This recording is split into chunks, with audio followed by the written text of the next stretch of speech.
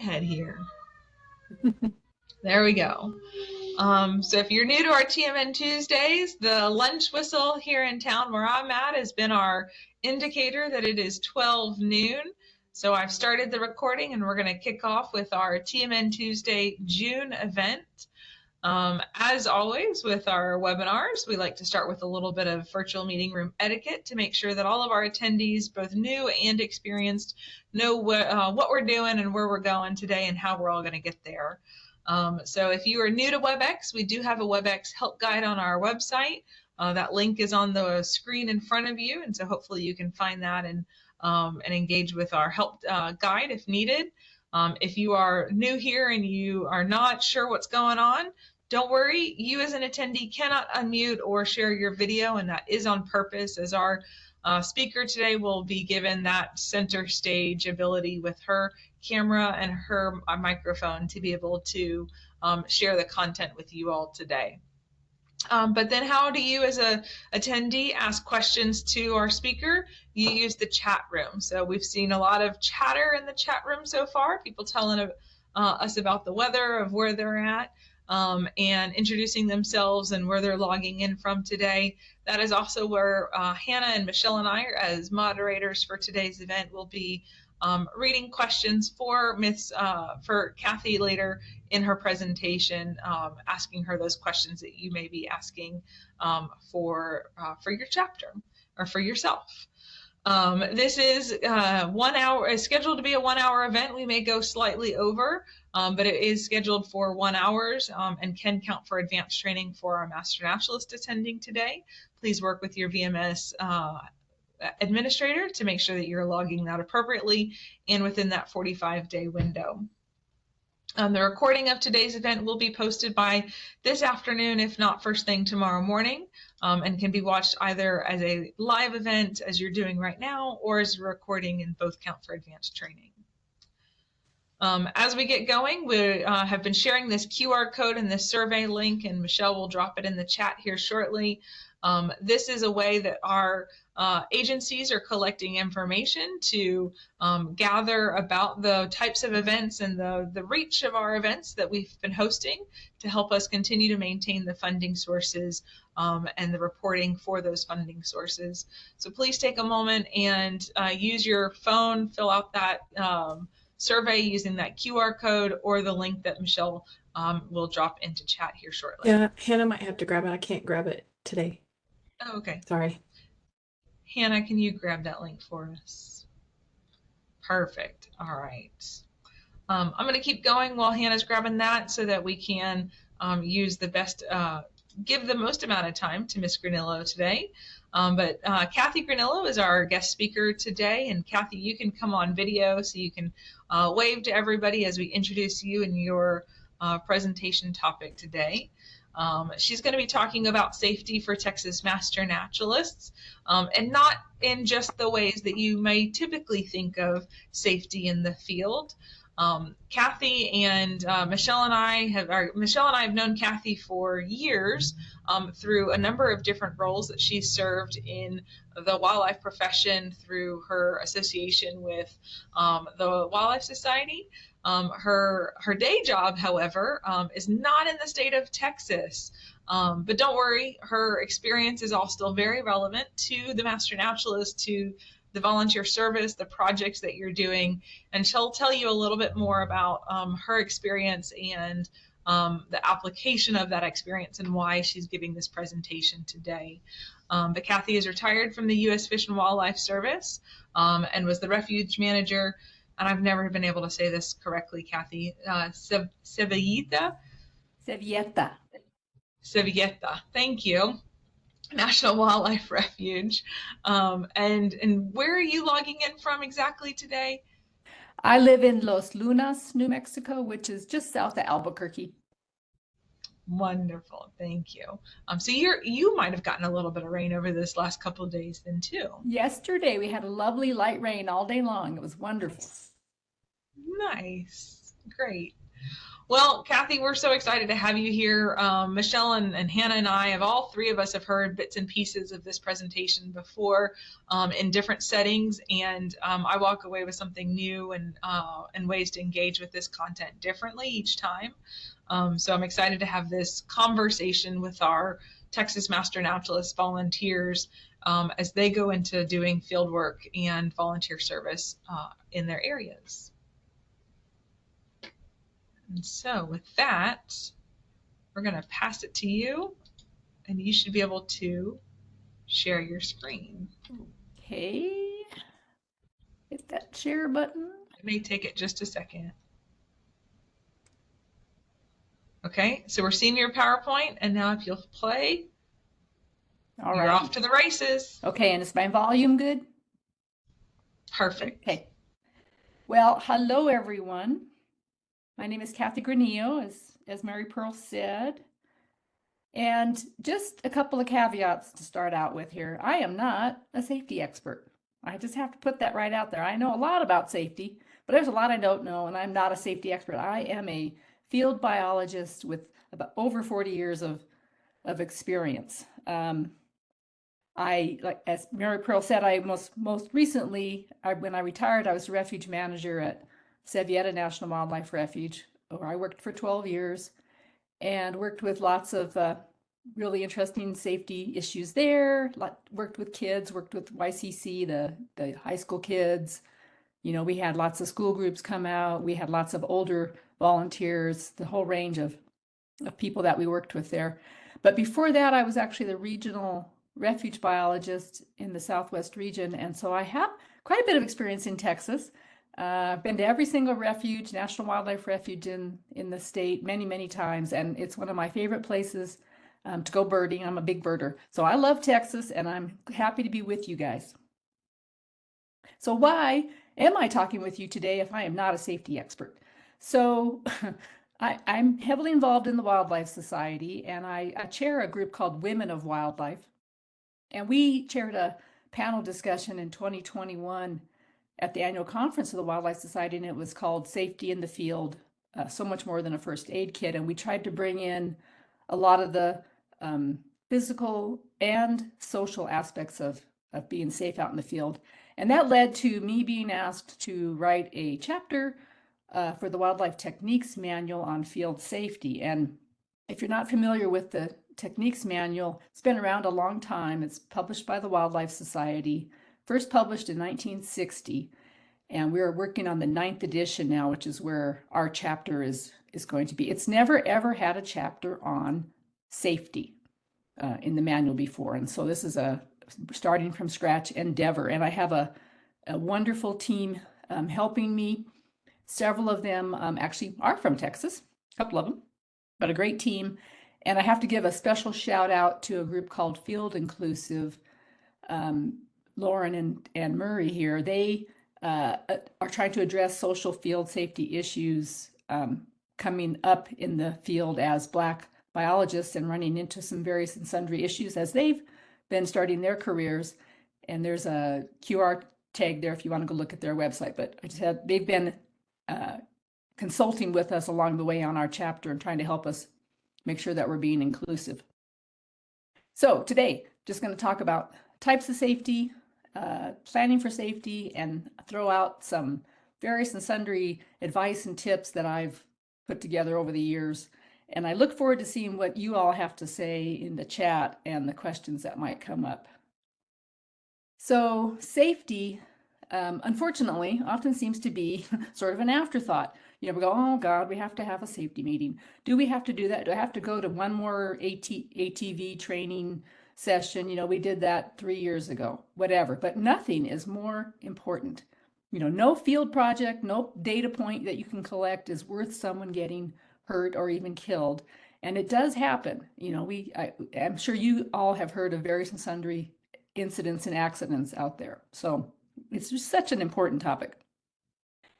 And I do want to say specifically about working with youth that, because I know a lot of you do in your various things that you do as Texas Master Naturalists, everything that we talk about today is relevant to working with youth, but there's other stuff that needs to be considered. I don't know, Mary Pearl or Hannah, if you guys want to say something here about that. Yeah, I sure can. I think your slide summarizes it perfect, Kathy. The considerations here in planning events are very similar and should be thought of with youth planning events, but there are additional safety and risk management considerations when working with youth. And many of our master naturalists who engage in youth programs should continue to work with their local county extension agent, 4-H agent, Parks and Wildlife biologist, their chapter advisors as they engage with youth programming to add in those additional considerations for youth. So while we won't be focusing in on that today, there's a lot of overlap that will occur in some of your further discussions, Kathy. All right. Thanks for letting me say that. You bet. Okay, so you are responsible for your safety. It doesn't matter if you're in charge or not. Whenever you're out there, you have the ultimate responsibility. I think that's something to keep in mind at the forefront of your mind. Don't let somebody else tell you what to do. If you think it's not safe, it's not safe. Don't do it. Or think about your safety and come up with suggestions for, how to make it safe. It's all about keeping you safe and your teammates if you're out with others, but you are the primary one responsible for yourself, and it's I just can't say that too many times. I do want you to think about your role out in the field and your role in this world of working out in the field. Think about these 4 categories. Are you new to field work? Have you been around for a while and you've got quite a bit of experience? You're 10, 15, 20 years, whatever, into your working out in the field and being out in the field. And I put this 3rd one in here. I hope this doesn't offend anyone. I put myself in this category of older, experienced, and you can be in more than one of these categories. I would say I'm experienced and older. And as you get older, you might think, oh, when I was 20 years old, I could leap this river and from that rock to that rock, and now I'm 60 years old and oh my God, I'm going to fall and kill myself. We have to kind of adjust the way we think about what we can actually do out in the field as we get older, unfortunately, but it's true. And then I have this 4th category of non-traditional. And by this, I mean, in the outdoor work arena, it's traditionally been a really heavily, at least in the US, white and male sort of occupation or endeavor. And over the last, 20, 30 years, we've seen a lot more diversity coming into our outdoor work environment. A lot more women, certainly. When I started, I think in our region 30 years ago, out of 47 refuges, there was 1 woman refuge manager. And now there's probably at least half of them are women. So it's changing, and we're seeing a lot more diversity in, the color of someone's skin out there than what we used to see 30, 40 years ago. And different, also non-traditional in that a lot of folks now do not grow up outdoors. They come from big cities. More and more of our population is in big cities now. Perhaps their parents never went hiking, never went fishing, was not hunting. They didn't grow up doing all these things. And so they don't have perhaps the experience that a lot of us may have gained in our youth before we ever got into this as an adult. So just think about those categories, where do you fit? And also, where do the people that you work around, where do they fit? You might have several people that you work with, and they might fit several of these categories. Another category I want to talk about is, supervisory roles. And I'm using supervisor and non-supervisor kind of loosely, not like you don't have to be the supervisor. You could be a supervisor because you are the one out there who knows the most and everybody looks to you for guidance. Maybe you're just another crew member, but you are the de facto supervisor. And maybe you're a volunteer and there's a staff person for whatever place you're working at who's actually directing things. But still you have a role to play maybe as a supervisor of a particular part of a project, or this de facto thing where people look to you because you have experience. So think about where you fit here, and how that might affect safety in the field for you and those you're working with. So safety, let's just talk about real basic stuff here. The condition of being protected from or unlikely to cause danger or risk or injury is the basic definition of safety. And things that we do to address safety are things like having a first aid kit with us, making sure we're drinking water, that we have snacks, making sure these days that you have your phone with you for reaching out for emergencies, insect repellent, sunscreen, knowing how to identify things like poison ivy, venomous snakes, those sorts of things. That's your basic safety. Oh, now why is it not working? Oh, there we go. But think about safety as risk assessment. Some of the things to think about are, how close am I when I'm going to be out in the field to medical care and to law enforcement should I need that? Are there risks associated with local politics and culture? Am I following governmental regulations? And this is especially on international projects, but I know some of you work on the border in Texas there with Mexico, and there might be some international things. You might go across the border for work. There might be some international concerns. And do I have the proper equipment? These are all things that you should ask yourself before you get out there in the field. And also think about the fact that risks are not the same for every person, and they may change for you over time. Some people have medical vulnerabilities like allergies, and looking at them, you don't know that they have those allergies. And so you're not, you don't know if something happens to them out in the field. Let's say someone has, is allergic to bees, to bee stings, and you don't know that, and they get stung, and you're watching this person go into anaphylactic shock, and that's something that's worth knowing about that person.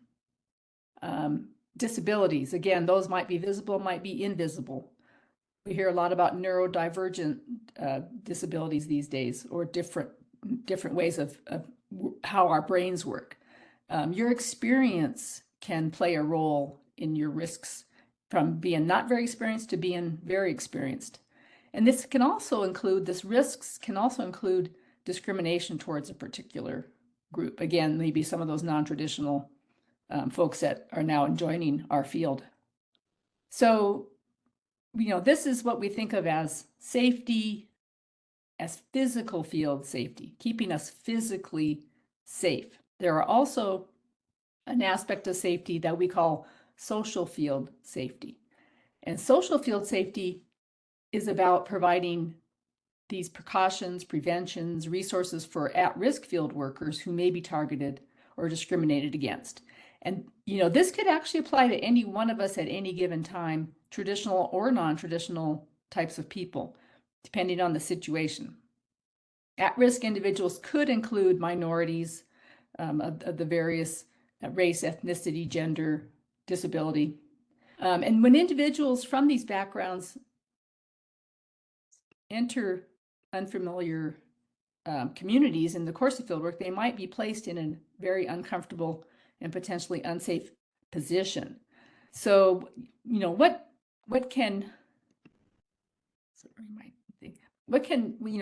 are some of these risky social situations that we might run into? Some of the sources might be law enforcement, property owners, local community, or team members. Now, this could be, these sources could be positive sources that help you in your risk, or they can potentially be negative sources that can cause extra risk to you. So this is not to say that law enforcement is good or bad. This is to say it can be either or.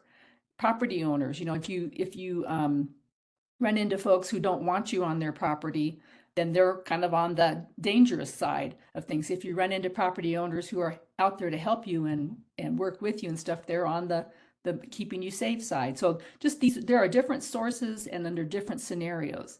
Some of these things, though, especially for folks who are more non-traditional, there could be a power differential there could be stereotypes that come into play based on your differences. So just think about those things.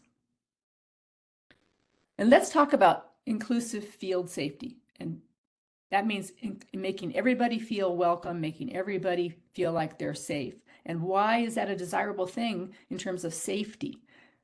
And we say that because if you have an inclusive environment, that will give you the highest levels of safety for you and everyone around you. If people are feeling comfortable, then they are more likely to speak up if they see an issue around safety. They're more likely to communicate problems within the group and to higher levels. Your team, if you have a team, they might feel empowered to step up and do something when they see a problem. And also, all these diverse backgrounds and viewpoints and experiences, diversity is great in that it provides alternative ideas and other perspectives. And so you get a full picture of what your options might be out there to deal with the field work you're doing and the safety around that field work. So one thing that you can think about doing is if you don't feel like you are a person kind of more socially at risk, you feel comfortable out there, you feel like you're welcome out there. But if you look around you and if some of your people you're working with are uncomfortable, try to be an ally for them, try to help them out. Be aware of their situation they might be in. Okay, so let's move on to planning to be safe, because this is just crucial. We sort of moan and groan about planning. I worked in the federal government. Let me tell you how many plans I ever had to write. I don't think I lost track 20 years ago, who knows? But planning is so important. And there's things to plan before you go in the field and then while you're in the field. There's things that you want to take into account that are location specific and figuring out all the logistics and, what do we need to get in and out of that place and what tools, all that stuff. And then there should be a safety plan written. And a safety plan can be a one-page document if that's all that's needed, or it can be a multi-page document for a big project. So, and think about, who is doing the field work, how are they selected, what experience do they have? And I know this is sounding like I'm talking to people that are supervising things or planning projects, but I want to say that even if you are the kind of the low person on the totem pole, maybe you're just I'm going to put that in quotes, just a volunteer, you still can raise these considerations and ask for these sorts of documents, to say, hey, is there a safety plan? I'd like to see it. How are we dealing with this? How are we dealing with that? Do we need some training? Because I don't have a clue about how to rappel down that rock cliff you want me to rappel down, that kind of stuff. So planning, sorry, I'm trying to figure out how to make my picture go away. Oh, there we go. Okay. So I can't read my things. There we go. Okay, planning. So talk about what the project goals and objectives are. Those will guide the planning. You have to know what your goals and objectives are. It's amazing how many people don't know what their goals and objectives are when they get out there. The methods that keep people safe physically are also going to keep people mentally and emotionally safe. And I think we want all three of those. And part of the planning is to identify the hazards that might be out there and ways to deal with them, create that safety plan, and focus on communication. I can't say it enough. Communication is key to being safe in the field. And try to keep that inclusive culture of safety in as you write your safety plan. So some of the things to think about are the general and then site-specific hazards. In general, a lot of times we sort of forget the general picture. Like we work in a system when you're out there. You're in some sort of an ecosystem, you're in a biome, you're in a vegetation type. And for the system, what are some things that could be a threat to that system? Things like invasive species or diseases. Let's say, as in this example, these folks are out electrofishing in a creek. And I'm guessing they're looking for fish, but maybe there's frogs in this creek too. And have they thought about, are they bringing in is there any possibility they're bringing in chytrid fungus on their gear, on their waders? You know, have they cleaned their waders off so they're not bringing some new disease into this aquatic system? And then there's things for the field worker yourself, you know, your physical and your social safety. Again, like these folks are wearing the rubber waders so they don't shock themselves when they're out there electroshocking the fish. And then there's site-specific considerations for safety. And of course, thinking about your vehicles and equipment, the chemicals you might be using, what can they do? How can they cause harm? What if you spill chemicals? All these things can happen out there. And if the more you can think about it ahead of time and come up with a plan to mitigate it, or hopefully it won't happen if you've thought about it enough and planned well enough. Animal handling can be dangerous. I heard a story recently about someone who was darting a large animal and darted themselves instead, and gave themselves like a bear's worth of some really, immobilizing drug, and they had the drug to give to counter it on hand, luckily. But those are scary things. Animals can bite you. Animals can, do various things to you that are painful. So think about that. Let's talk about field safety gear, both physical and social. So physical, personal protective equipment, PPE. You've probably heard that acronym all over the place.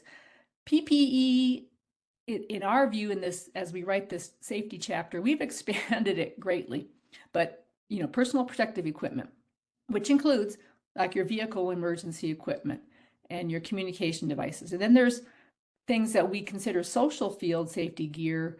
You're going to go out in the field, and part of being safe out there is that if the general public or the landowner or visitors to a state park you're working at or whatever, that they can see that you are there officially. There's something that indicates that you're there officially, some sort of label on your truck or a visor, that you're wearing on your head, a vest, something like that. It can really help provide a more safe environment. Again, that safety plan, there should be all kinds of stuff in it. I am not going to go into detail on that, but this is just a quick and dirty list of what should be in there. And there's a whole bunch of stuff that you can Google and find if you find yourself wanting to write a safety plan. Let's talk communication again. There's all kinds of different communication that should happen, that needs to happen, hopefully is happening with whoever is sending you out there. And part of your role is, no matter what your role is on the team, is to advocate for the safety of your team, having safe equipment, safe vehicles, what are the policies that are going to keep us safe? Communication within the team starts early, trying to figure out, who's suited to the type of field work. Is it someone who can handle the various hazards and responsibilities of that particular job?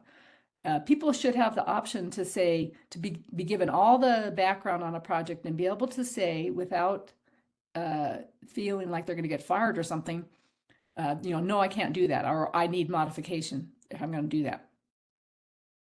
There should be things set up on checking in and checking out when you go out in the field, what to do about injuries and accidents, what conditions, like say weather conditions, how are you going to deal with changing weather conditions? Talk about all this ahead of time. If you have a weather app on your phone and you see a lightning is coming, what is it that triggers you to get out of the field? We used to, at Savietta, we used to get a lot of thunderstorms in the summer and had a lot of young people working out there doing research. And we're out in the grassland primarily. You're the tallest thing out there. So if lightning is within 5 miles, think about getting out. If it's within 3 miles, get yourself out of there. We just had various rules about that. And then communicating outside your team. Local law enforcement and property managers and owners, they're there to help. And so, going and meeting those people ahead of time and making sure they know that you're out there working, and having phone numbers and contact information and all that can really help yourself if you have an incident while you're out there. I learned about this fairly recently. You can do, if you have a phone, we talk about using the little spot GPS technology to send out emergency messages, or walkie-talkies, or some sort of radio system. But your phone, even if you don't have any cell phone coverage, your iPhone can send out an emergency SOS via a satellite, and you can actually go test it on your iPhone and check that out. So look that up in your phone. Go to settings, look for emergency SOS, and then activate it so that you have it ready to go should you need it. And on the Android phones, there seems to be a variety of ways to do it, but there is some sort of a personal safety app. And then if you press your power button 5 times, it will send an emergency signal. So look up on your phones, set that up before you go out, because they can be handy even without cell coverage. Field crews. So if you are working with several people, not just you, hopefully, talking about code of conduct and having consequences for poor conduct, providing some training. Hopefully you or the people you're working with have provided training on how to deal with the risks out there, setting responsibilities out. Sending a really good thing to do is not send someone out by themselves. If you can do it at all, pair people up. And if you have people that are less experienced, pair them with a more experienced person. That's a great thing to do too. So in the pre-field training, this is critical. Please, please, please, I hope everybody's having some sort of pre-field training, including things about like people skills, but also like what is the proper personal protective equipment that is needed for this particular thing we're going to do. What's the weather? How decide again when to move out or cancel field work based on weather. I know on the Texas, Gulf, hurricanes can be a huge issue, or these huge torrential rainstorms we've had lately with 6 or 8 inches of rain coming through and flooding happening. I know East Texas had a bunch of flooding recently. Talk about ethics, the importance of transparency and honesty and accountability, and hopefully some bystander intervention training.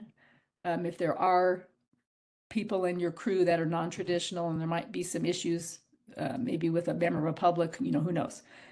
I have this other last one here, social media. Talk about like what is appropriate to post.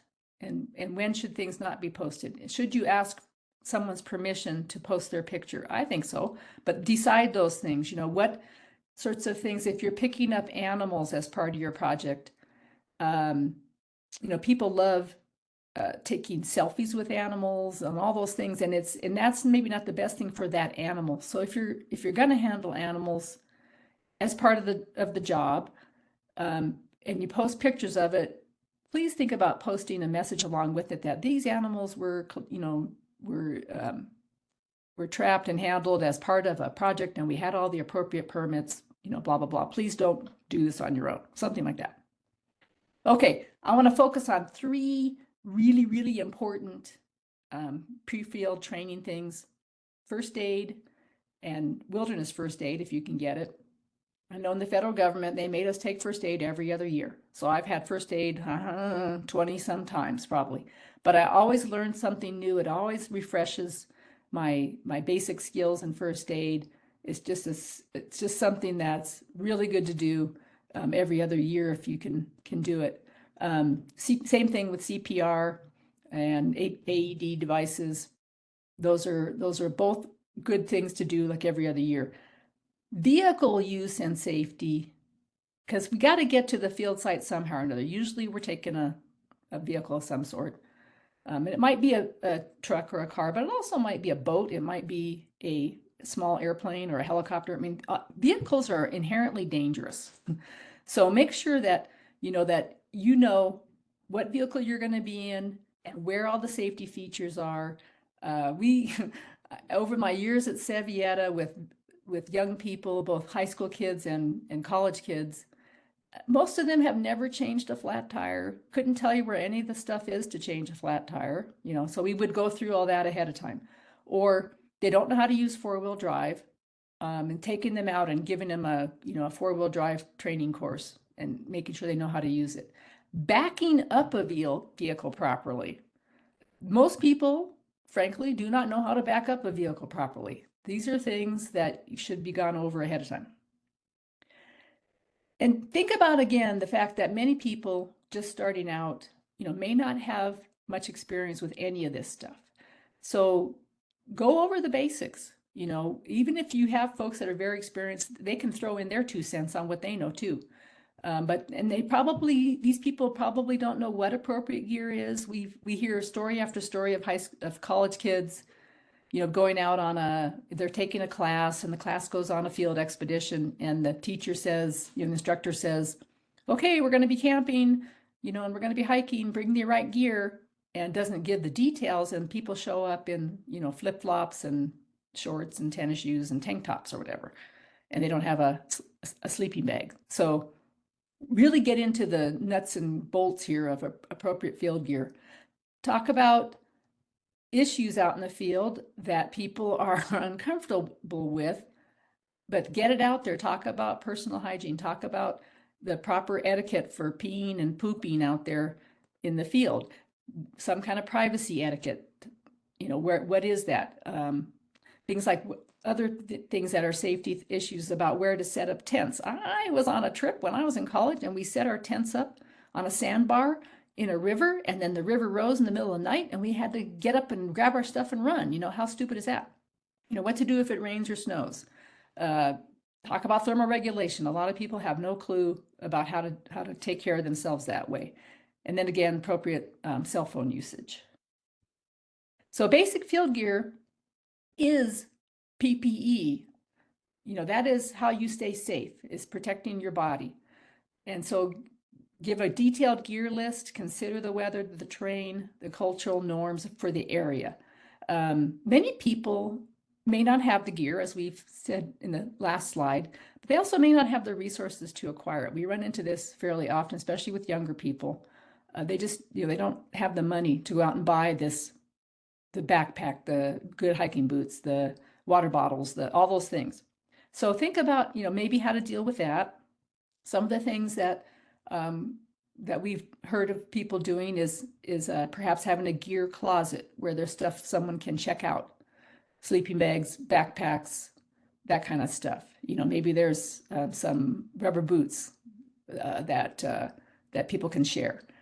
Thrift stores are actually great places to go find good field gear, clothing, backpacks and things. And if you are involved at all in writing grants for getting field work done, think about including it in your grant proposal, asking for money to buy basic field gear for whoever is going to be doing the project. Some of the things that we consider core PPE, here's a long list. You guys probably all know this, have all this stuff, but have a list, you know, have a list that you can provide for your project, or ask for a list if your supervisor doesn't provide it. And then project specific PPE, depending on what you're doing, you know, you might want snake chaps, waders, a life vest, hearing protection, all those good things. And then before you go out in the field, if you can, it's a good idea to go look at that field site, get out there and check it out, get a feel for the local culture, introduce yourself to whoever you're going to be working with, or the local managers, or your local law enforcement folks out there. Let them know there's going to be a project, neighbors, if that's appropriate. You know, think about, as you're looking at the site, do I have the appropriate gear? And one thing to think about on any project is an emergency list for yourself. Now, there's some privacy issues, particularly if you work for an agency like I did, that we can't ask. What are your medical issues? You know, we can't ask that. We can say, if you would like to share that, please do. But even if someone does not want to share anything about themselves, if you make a list of who to contact in case of an emergency, what allergies you might have. Do you have a medical situation that, it might affect you out in the field? And you have that list on your person, in your backpack somewhere, and it's in a sealed envelope, but your crew knows. Everybody has one, you can say, okay, if I pass out here, here's my, you are allowed to open this envelope and see what's up. Okay, those are things to think about. Now, in the field, again, I cannot stress enough the need for a daily safety meeting. Even if you're doing the same project day after day after day, it changes every day. A daily safety meeting. And I did this a lot at Sevietta. We'd go out, we had a lot of volunteer crews come work with us. We were reintroducing prairie dogs. We were, so you're handling prairie dogs who can bite the crap out of you. Or we were doing Mexican gray wolf captures in our captive facility. Or walking through areas with spiny things, right? How many of us work in areas where everything out there has a spine or a thorn or, whatever out there? So I would say, I'd gather everybody up, and say, okay, tell me, how can I hurt myself today with what we're doing? What tools are we using and how can they hurt me? And then what is our plan for the day? Who's doing what? What's the communication going to be? And what is our plan if someone gets hurt today? Because this is where we're at today. How do we deal with that? Okay, and then when you're actually out there in the field, make sure someone knows where you are and when you'll be in and when you're going out and when you would be back in. Please, please, please wear your field safety gear. Have the appropriate stuff there. Don't matter if you look like a nerd. We all look like nerds out there. Wear this right stuff. Some other things to think about maybe having with you, depending on where you're working. I know a lot of us work in kind of suburban, urban areas where the other humans are maybe the biggest risk out there. Non-lethal self-defense tools, carrying some bear spray or something. Now, I know that's illegal in some places. I think it's okay in Texas. And please pay attention to hydration and food for yourself and for others that you're working with. We've had issues in the past with, I've heard about with people who don't want to pee out in the woods, out in the field. So they don't drink and they get dehydrated. This is not a good thing. That, again, goes back to the talking about ahead of time, the appropriate peeing and pooping etiquettes. So pay attention to that food and hydrate. And don't use field work as a way to lose weight. You got to eat, you got to get your calories. You're expending a lot of calories. So water and food, highly, highly important. And there's some folks who come out in the field who they don't really understand the importance of all that. So watch out for your team members. All right, so please, please don't make safety an afterthought. These are, you can find so many of these pictures on the internet. And my key take home points, and then we'll go to some of the chat, is that, you are responsible for your safety. Only you, right? Preparation and training, embrace it, ask for it, demand it, participate in it. Think about the safety of your fellow workers and just live and breathe and talk safety. All right. Thank you. I think I'm ready for Q&A. Mary Pearl et al. Kathy, there is a ton of conversation happening in the chat. And folks are sharing resources, sharing links, sharing their own pain through experience of incidents that have gone astray and how they've handled them. So it's been great to hear a lot of that and see a lot of that. I nearly fell out of my seat when Sarah put in the chat that she is constantly shocked that a venti caramel frappuccino doesn't count as hydration for going out to Texas heat. So yeah, there's a lot of chat and a lot of questions in the chat. One of the questions that came up actually a few times early on when you were talking about considerations in an inclusive safety for the group that you may be working with or working for, if you're doing an interpretive event, or if you're working with a group of volunteers doing physical habitat management events, is how some of the techniques or practices that you've used in creating that inclusive environment, being an ally, as you talked about. What are some of the questions that you've asked ahead of time, or the practices that you've done in your work? Mm-hmm. Yeah, really great questions, and in some ways kind of hard to answer. It varies a lot, but I think awareness is a huge thing. You know, think to really look outside yourself and to look at who's around you. Do they look comfortable? Do they, can you read some body language, and then is there something that you can do to try to help make that person feel more comfortable? And I don't mean like calling them out in front of the group or anything, but, there's things that maybe you can do talking to people. Um, please never tell somebody that they're, roll your eyes when they ask a stupid question, that kind of thing, right? Yeah.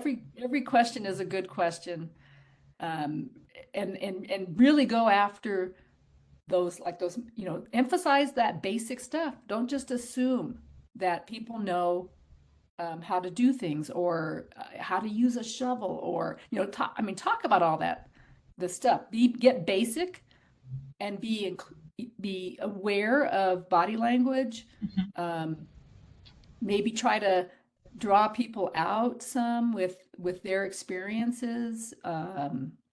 It's tough. It's a case by case thing. I think that actually leads really nicely into another question that's gotten brought up a few times and answered once or twice in chat. Michelle, you may want to go into it just a little bit further, but offering a chapter meeting focused on first aid and safety. And so, Michelle, I don't know if you want to answer the question that you answered in the chat out loud. Depending on the projects that your chapter offers, you may want to offer a focused advanced training on addressing like situations in the field based on those projects. Years ago, I had advanced training offered at the annual meeting that was basic first aid and wilderness safety for master naturalists. So that's something that we've done before, and it's certainly available to do at your local chapter level too. And then those conversations, like Kathy said, can happen at those types of meetings and events afterwards, where you can find those unique opportunities to say, how can we make sure that you're comfortable in the field in all of these different scenarios. And another person asked about having just their question where it was along the lines of not getting complacent when people go to the same place to volunteer, or location and project to volunteer all the time. And it should probably be a effort of the project manager for that chapter project to just revisit routinely the safety measures, things to think about in place, asking those basic questions on a daily basis. I like someone put in the chat, or it may be a comment from Kathy, like, how can I hurt myself or others today? And that's like the start of your safety plan for the day in your group huddle. Yeah, and I just want to say too, I just thought of another thing about like trying to help people feel safe that are maybe from non-traditional backgrounds. I've heard this comment a couple of times over the last couple of years from people of color, or perhaps I think one of the persons was a person who was Muslim and wore a head scarf thing, about how we sometimes will stop for a drink at a fast food restaurant or a gas station, right? And you're going to run in and go to the bathroom and grab a soda or something. And I had a person who was a Black person who said to me, what really helped on my crew was because we were working places in the South where it was tough to be a Black person, and my white teammates would say, we'd say, let's go to the bathroom, and even if they didn't have to go, if I had to go to the bathroom, they'd go in there with me. Things like just like watching out for somebody. Well, and I think that leads into one of the very first slides that you had, Kathy, is working in groups. We always encourage our master naturalists to work in teams or in pairs or groups when doing, especially when doing field work or doing habitat restoration work, any sort of distance-based field work as volunteers. Having that group setting also helps to create that safety in numbers. Yep. I'm looking for some more questions. Hannah, if you've spotted one or two, please help me. There's some great sharing of resources and links in the chat. I'm going to pull those out. So for those, as Hannah's finding questions, I will share your slides, Kathy, on our website for those that have asked for more information. We'll share this recording on our website afterwards as well. And I'll pull the links for some of these resources that folks have dropped in there in the chat on our website as well. Some like that Field Inclusive, they have a great safety plan on their website under their resources page. So we'll link to all of those individually so that folks can find that afterwards. I have that another topic while we're waiting for a second here is we have, it's a related topic, but it's about field clothing, specifically for women, because it's really hard to find pants that work well out in the field. And we have had any number of it comes up at all the presentations I've given, and it's come up on my team right in the chapter. We have just gone round and round about where the heck can we find field pants that fit and are functional? Because most women's clothing, it might fit you, but they have useless pockets, right? So it's, you know, there's a lot that we've talked about that and about how to find reasonably priced good clothing. Yeah. But that as well. A couple of questions in the chat about if you could provide some more specific examples on what it means to be an ally and how that might differ from just mentoring new volunteers and how that might be similar or different. Yeah, so being an ally, so it's not, you know, there's a difference between like empathy and sympathy, for example. You know, it's one of them, you're just going, oh, well, poor you. That's not being an ally, right? You know, oh, I recognize that you're having problems. Oh, I'm so sorry. That's not being an ally. It's good that you recognize it, but it's not being an ally. So there's if everybody could take some bystander intervention training, you know, but a lot of it is speaking up for someone. And some people, you know, may not, somebody says something, it's a passing comment. Like I saw actually in the chat something about these historic markers. You know, let's say you all pull over and you're looking at a historic marker, and for you personally, there's something in that historical marker that just is like, you go, no, that's just so wrong, and that's demeaning to my people, or, you know, something.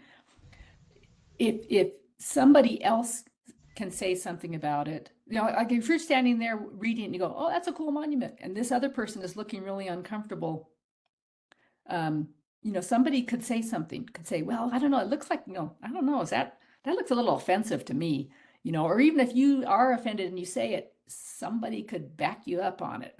That's being an ally. Someone can say, oh yeah, I could see how that could be racist, or that could be offensive, or, you know, it's awareness, and it's being willing to say things. We talk about this a lot in sexual harassment. And sexual harassment, you know, still happens to this day at the same dang rate that it's happened for forever. And there's things about that people can do, especially, you know, a lot of sexual harassment is men on women. And so men can be the biggest resource there is out there to stop it, because they see things and they hear things and they can say things. And that's being an ally for a woman. If a guy makes a comment, you know, oh, nice ass, honey, and some guy in your group says, hey, buddy, that's totally inappropriate. That's somebody, you know, being an ally and stepping up and saying something and making it, recognizing that it's wrong. I don't know if it's being aware and it's speaking up. Well, and I think you answered it earlier too when you said it's having these conversations early and often, and having an open communication format within your chapter, within your project group, and opening up those pathways for people to be able to speak up, or for them to find you individually and say, hey, this is something that I need support with, or I need help with, or I have concerns about. So that they can do that. I had a question that kind of came to me. It's not in the chat, but Kathy, you started off saying you're not a safety expert, but you have 40 years of experience. I would love to hear, if I could put you on the spot, an experience where you took away a big learning tool from some field work that you've done. I'd love to hear about one of your field activities that you've done, and something that may not have gone right or went really right because you had all of the safety plans in place. Yeah, I have so many examples. But before we do that, there is one thing I wanted to say is that I left it out of my presentation, but it's really important when you get done with a project to sort of debrief on it. Oh, yeah. And to talk specifically about, okay, what if there was a safety issue or an almost issue? What happened and how did we stop that, and or what did we do when that happened? So it's really good to debrief about safety after the fact too. I had one of my very first year at Sevietta, and I had a YCC crew, and we weren't doing all the training that we did eventually at Sevietta on vehicles and stuff. So I hired a YCC crew leader. She was a college student, and I had a crew of, I think, 5 YCC kids, high school kids, right? And they had a Fish and Wildlife Service SUV that they were taking out in the field, and they got way far out in the field and they had a flat tire. This goes back to the changing tire stuff. They had a flat tire. None of them knew how to change a flat tire. So they had cell phone reception. So they called up a YouTube video and they watched the video on, how to change the tire and all that. And they found all the parts, and they got it all done and everything. And they got the spare tire on. And so then they're driving down the road in the refuge, and they go past another field site where there were some people working. That Sevietta has a lot of research projects going on. So in the summer in particular, lots of folks out doing research. They're driving by one of these research projects, and the tire goes flying off the vehicle and bouncing out into the grasslands, and the vehicle comes, to a skidding stop on an axle because they didn't put the tire on flat and then get all the bolts on right. Yeah. It was at a Jabberwockied and it wasn't on there right. And, so that was like, oh my God, nobody got hurt or anything. It did some damage to the vehicle. But that's when we started doing training on changing a flat tire. I wouldn't let anybody get in a vehicle of ours without showing me that they knew how to change. And we put our maintenance guys, they loved it. They just loved it. I had 2 maintenance guys at the time, and they ran the safety training on vehicles, and they'd get out there and we'd get every vehicle out that we were going to use, and say, okay, here, you're going to be in this vehicle, find the manual for the vehicle, and then find all the parts for changing things. Show me, where the oil check is, where the water thing is, all these things. And so that really came out of this experience with my YCC kids and watching that tire go flying across the grasslands. Oh, I love that.